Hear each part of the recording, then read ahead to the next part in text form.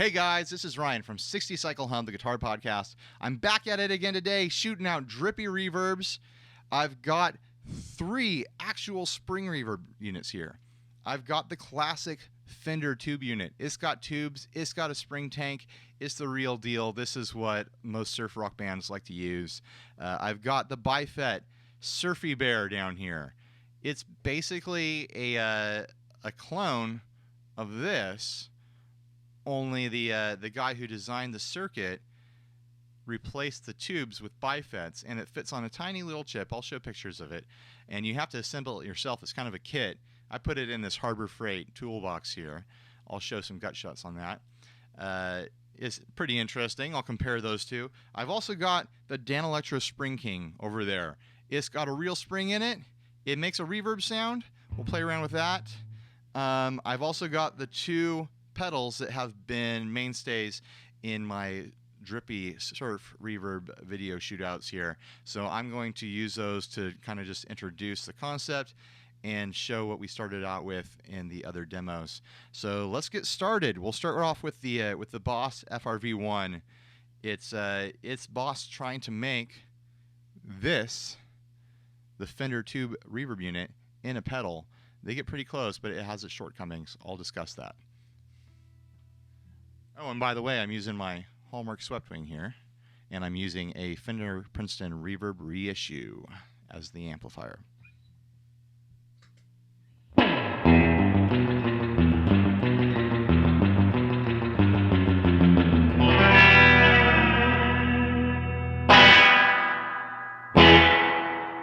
So you can hear it's very bright, very drippy.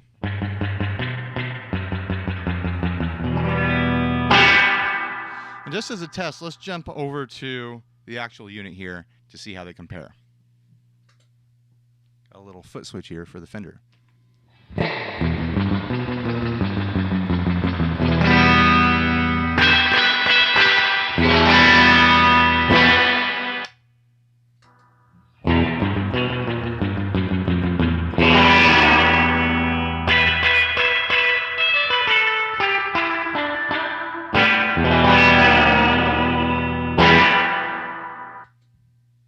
They got really freaking close with that thing.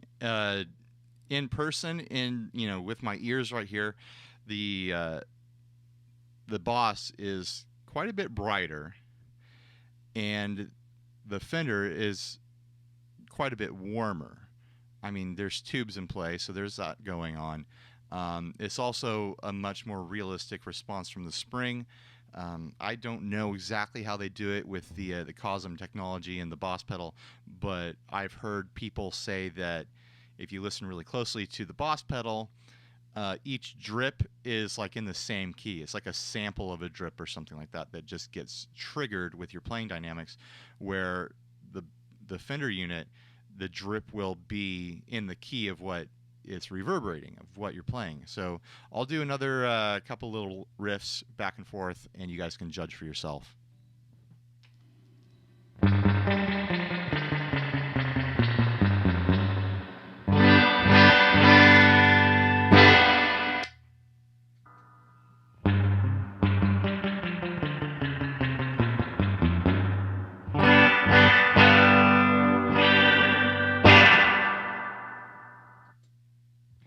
I don't know if my ear is sharp enough to catch that pitch difference in the drip, but they do have a slightly different flavor from each other. A big problem I've had with the Boss pedal is that it doesn't, it kind of filters drives if you put drives before it. I like to use a DoD 250 or the Nocturne Brain Fez before my reverbs to get a little bit more crispy crunch before it. And the Boss really just kind of, I hate to say it, I hate to use a cliche, but it kind of puts a blanket over the drive. It kind of filters it in some way. The Fender unit, not so much. It lets your drives through. It's more amp-like. It's more realistic in that way, if there is such a thing as a realistic electric guitar tone. Now we'll try the Topanga, and we'll bounce it against this. The Topanga is a spring reverb pedal. There's no spring in it, but it's trying to sound like spring reverb. It kind of has a little bit of a slappy like hinting at drip sort of thing. I like to use it a lot. I really love the trail on it. Excuse me.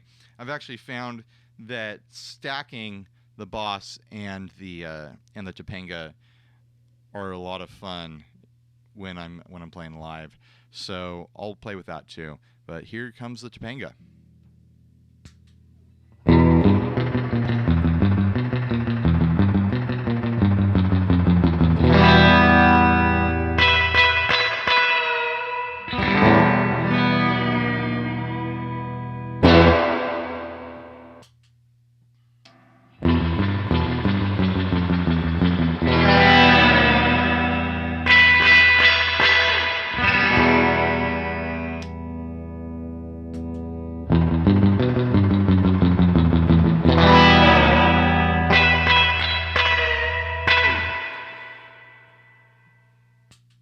The Topanga does a great job at still being warm. It doesn't sound as bright and sharp as the Boss does, but the drip is not quite as authentic as the Boss is. Like the Boss really kind of nails the drip sound of this, but the Topanga gets close enough for live purposes, in my opinion.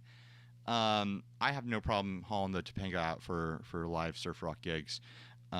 We'll do the stacking thing that I was talking about. Basically, right now I've got the Boss stacking into the Topanga, so I have the drip from the Boss going into the reverb trail of the Topanga is kind of the stacking concept. So I'm going to tweak the knobs a little bit and go for it.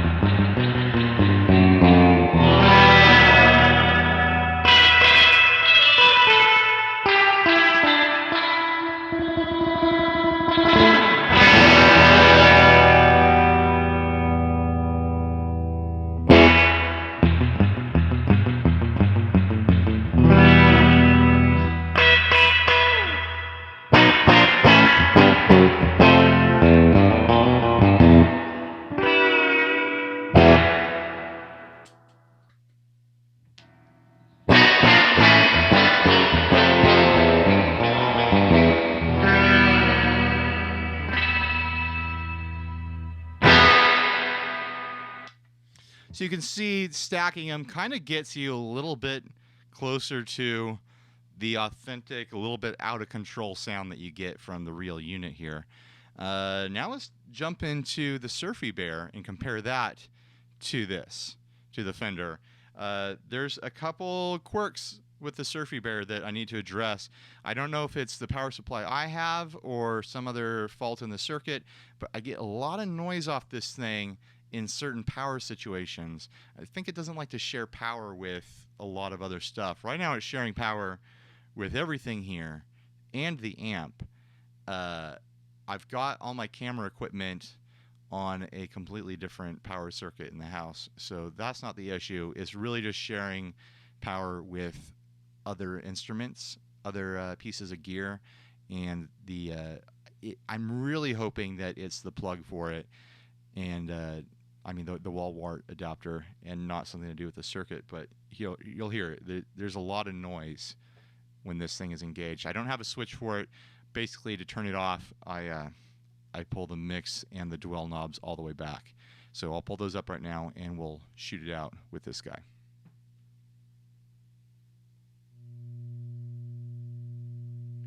There's that noise I was talking about. It comes with the dwell knob, I think. I think that's the dwell knob. I don't have these things marked.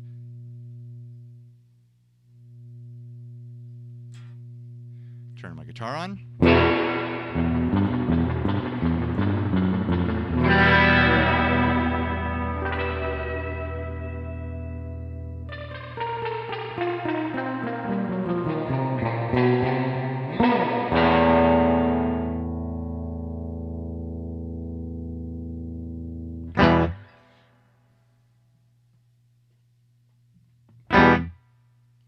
There we go. I think that noise is a little obnoxious. I've taken this thing out to gigs.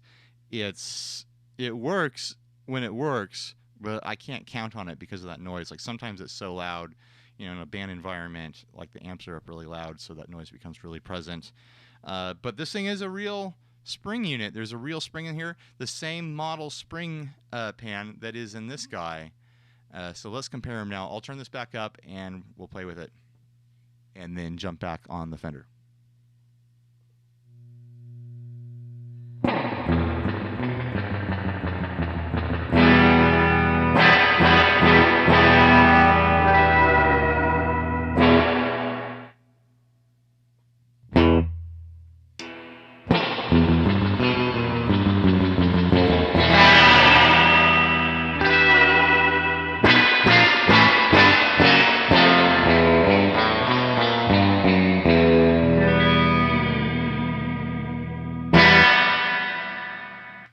It's funny with these settings, the Surfy Bear is actually a little bit warmer to my ear than the Fender. The Fender's really glass and brittle on the trail compared to it. I'm going to pull back the settings on this. I've got the dwell and the mix maxed out. Let's see, because I've got this set to 777 basically.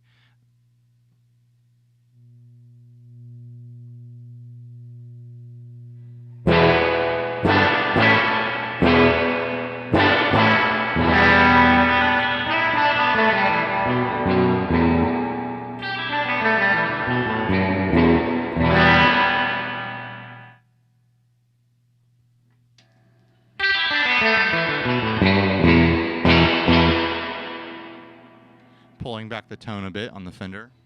I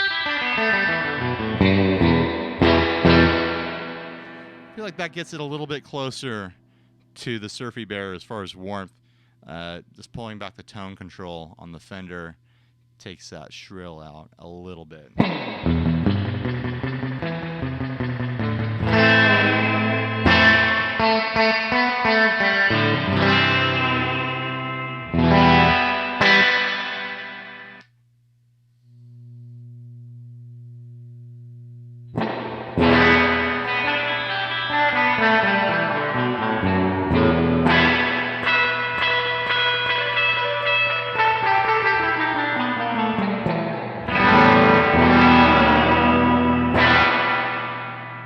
I'd say that they're pretty darn close. They're definitely giving you a realistic spring splash sound. You're getting a lot of nice drip off of there. The noise that this thing makes is just the big bummer. I'm hoping to get a different wall wart for it. It takes like a really unique kind of power supply. It's not the same power as you would run, you know, like a bunch of pedals off of or something. So I need to try out some different wall warts, see if I can figure out this situation.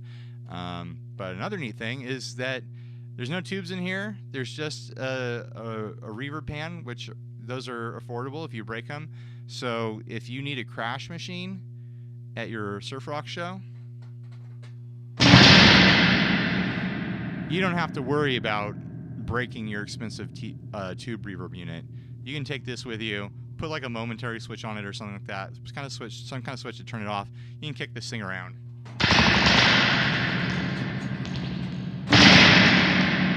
And get that crash sound that you crave without ruining more expensive equipment. Because it's just a circuit. There's no tubes in here. There's nothing that's going to break that isn't affordable to replace. Like I said, those reverb pans are not expensive. I think you can pick them up for like 20 or 30 bucks sometimes. All right, let's turn this off. And let's get to that Danelectro Spring King. People send me links to those all the time. Hey, what about this? What do you think about this? Could I use this? It's got springs in it. How's it going to sound? I've already had experiences with these in the past. I've tried them out at shops and stuff. They don't do the drip. I'm going to show that right now. But they are a fun reverb, and they have a neat quality to them. So I'll turn this on. I've got it all maxed right now, which in my opinion is the most workable setting on this if you're trying to get close to a surf rock sound. Turn my guitar on.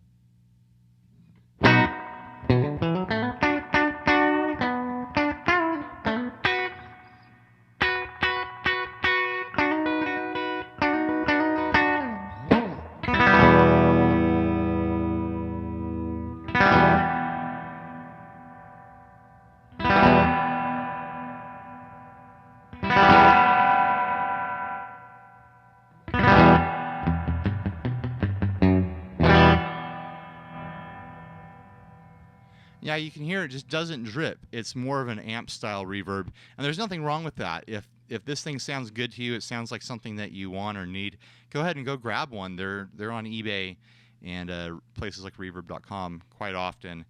I think I picked this one up for around 95 bucks, 100 bucks, something like that. I think I remember feeling like it was a real good deal at that price. I'll probably end up selling this if anyone watching wants to make an offer. By the time you watch this, it might be gone. Who knows?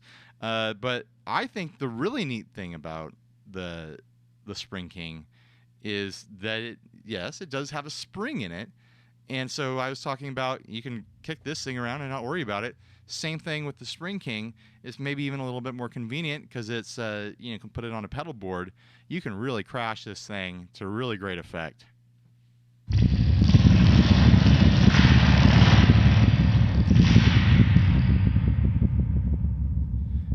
That's a really fun crash sound. I really dig it just for that.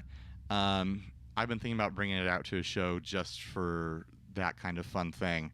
And then, it's the sort of thing where I could also stack that with the Boss or with the Topanga and feed a drip into it and use it as a crash machine. I'm using up a lot of real estate on a board just for reverb if I do that, but it still uses less real estate than this or even this, really. It'd be easier to pack around. That's really, in my opinion, that's really the positive for the pedals. You sacrifice some tone, you sacrifice that real spring drip, but you get some portability and you get some reliability that you just can't get out of actual spring units. Before shooting this, I had to fix some components that went bad in both of these. The power jack for this became disconnected after some heavy use at a show. The RCA jacks that connect the pan in the Fender went bad, and so I had to replace those. Things go bad in these bigger units. They're more like amps. These pedals are rock solid. They're probably never going to go bad, and if they do, it'll be like jacks and power jacks and things like that, or you'll snap a knob off, but they'll still keep working. These things go down quite often. Their reliability is based on your soldering skills. So I had a bad solder on the jack, I think, and that's why it pulled apart.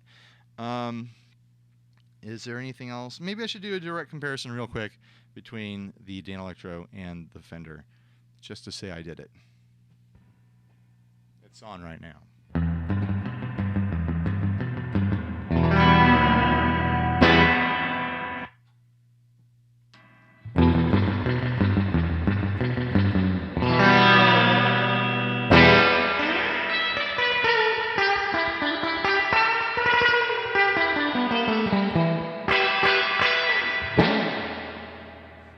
Should we get crazy? Should I turn them all on? I'll start with the Spring King and move over.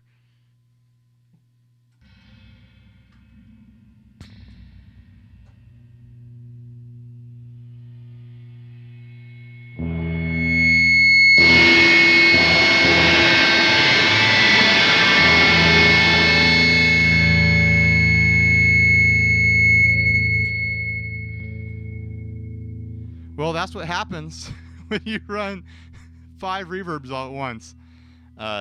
Just ear-splitting feedback. That was awesome. Now no one can say I didn't try it.